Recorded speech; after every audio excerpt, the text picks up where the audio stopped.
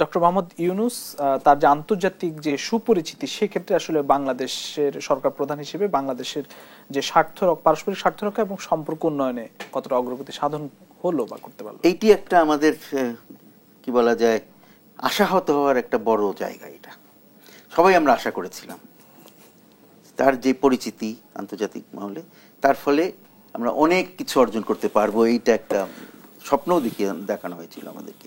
কিন্তু সেই স্বপ্নটা সফল হয়েছে বলে মনে হয় না। উনি তো এই 13 মাসের, কেউ কেউ বলে 13টা সফর করেছেন বিদেশে।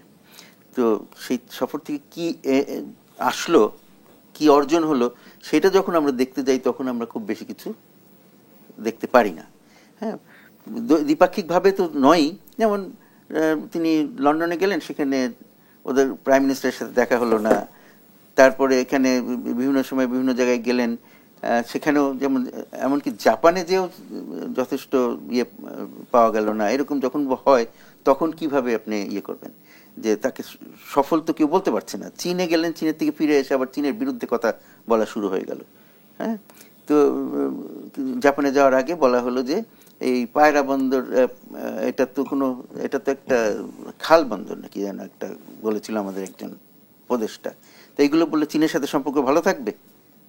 চীনকে পায়রা দেওয়া হয়েছে এর বদলে। হ্যাঁ, তো কি বলে ওটা, মাতার বাড়ির বদলে। তো মাতার বাড়িকে বড় করে দেখানোর জন্য পায়রাকে ছোট করে দেখে আমাদের কি লাভ আছে?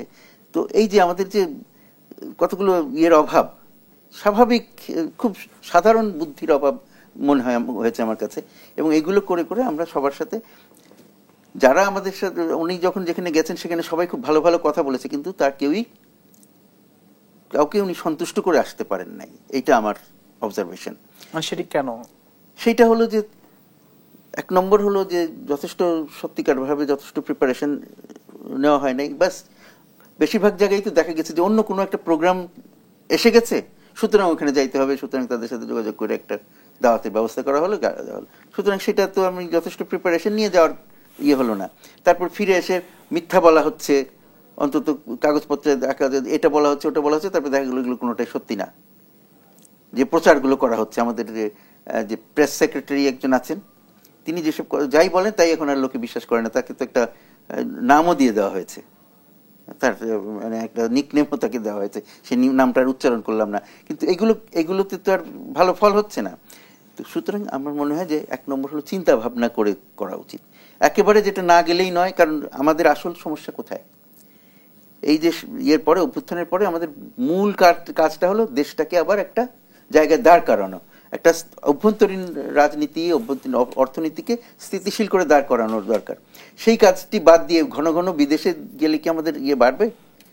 লোকে আমাদের সম্বন্ধে কি ধারণা করবে? যে না, এরা আসলে দেশের কাজ করে না, এরা হলো নাম কামাইতে চায়। তো এইটা যখন লোকে ভাবতে শুরু করে তখন তারা আমাকে গুরুত্ব দিবে না। তো সুতরাং আমার মনে হয় যে এই কারণগুলো, যে অহেতুক বারবার বিদেশে ছুটে যাওয়ার কোনো দরকার নাই। দেশে বসেও বিদেশের সাথে সম্পর্ক ভালো রাখা যায়। আর সবখানে যে ওনাকে ছুটে যেতে হবে তা তো না, আরো অনেকজন আছেন যারাকে দুতিয়ালি করতে পাঠাতে পারেন তিনি।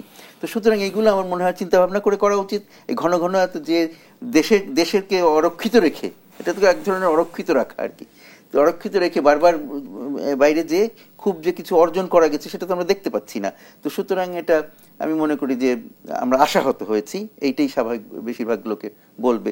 এবং সেটার জন্য ওনার যে এত বড় একটা ইমেজ ছিল, সেই ইমেজটা কিন্তু দিনে দিনে ক্ষয় হয়ে যাচ্ছে, সেই ইমেজটা বিলীন হয়ে যাচ্ছে, ফেইড হয়ে যাচ্ছে। তো সুতরাং এটার জন্য আর কাউকে তো দোষ দেওয়া যায় না, কারণ আর যতজনই দায়ী থাকুক আসল দায়িত্ব তার, নেতৃত্বটা তাকে নিশ্চিত করতে হবে যে তার সাথে যারা কাজ করছে তারা ঠিক কাজ করছে, তারা যে ভুল করে তাদেরকে ঠিক করাও তার দায়িত্ব। সুতরাং আর শেষ হিসাবে সব দোষ যায় তার ঘাড়েই চাপবে, এবং যা কিছু ব্যর্থতা সেটার জন্য দায় তার ঘাড়ে চাপছে। তো সুতরাং তার সেই ইমেজটা যে খুব কাজে লাগছে তা তো আমরা কারোর কাছ থেকে কিছুই অর্জন করতে পারছি না সেই হিসাবে। সুতরাং এবং ওইটা বোঝা উচিত যে ঠিক আছে, আমরা যখন বলছি যে অন্তর্বর্তী সরকার, তাহলে বড় বড় স্বপ্ন দেখিয়ে লাভ কি মানুষকে? যেটা করতে পারবো না সেটা স্বপ্ন দেখানোর দরকার কি? এই যে যেমন হঠাৎ করে কতগুলো জিনিস তৈরি করে, কি বলে, রাজনীতিতে কিছু সংস্কার করার নাম করে পিআর, তারপরে 2 কক্ষ, এগুলো বলছে, এগুলো ঝট করে করা যায় নাকি? এগুলো করে কি করা হচ্ছে? জটিল করে তোলা হচ্ছে আমাদের রাজনৈতিক অবস্থার যে এমনি জটিল পরিস্থিতি সেটাকে আরো জটিল করে তোলা হচ্ছে এবং মানুষকে বিভ্রান্ত করা হচ্ছে। এর ফলে কোনো ভালো ফল হবে না, মানুষ বিভ্রান্ত হবে, কিন্তু এর ফলে কোনো উন্নতি যে হচ্ছে তা তো না, সংস্কার সত্যি সত্যি হচ্ছে না।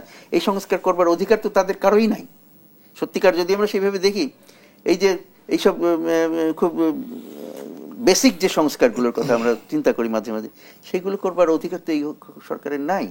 একেবারে শুরুতে যখন অভ্যুত্থান হয়েছিল তখন ঝটঝট করে কিছু করে ফেললে তখন হয়তো লোকে বাধা দিতে পারতো না, তাদেরও সেটা রাইট ছিল কিনা সেটা আলাদা কথা, কিন্তু তখন এক ধরনের রেভলিউশনারি লেজিটিমেসি একটা ছিল। এখন তো সেটা চলে গেছে, এখন তারা যা করতে হবে সবকিছুর জন্য আলাদা করে জবাবদিহির ব্যবস্থা করতে হবে। এখন কি পরিস্থিতি আরো জটিল হচ্ছে বলে মনে হয়? জটিল যদি আমরা বেশি কিছু করতে চাই তাহলে জটিল হয়ে যাবে, আর যদি আমরা জিনিসটাকে সিম্পল রাখি, যেটা এখন মনে হচ্ছে যে না অন্তত প্রধান উপদেষ্টা বুঝতে পারছেন যে আর কিছু ওগুলো করা সম্ভব না, সেজন্য উনি এই নির্বাচনটার উপরে বেশি জোর দিচ্ছেন।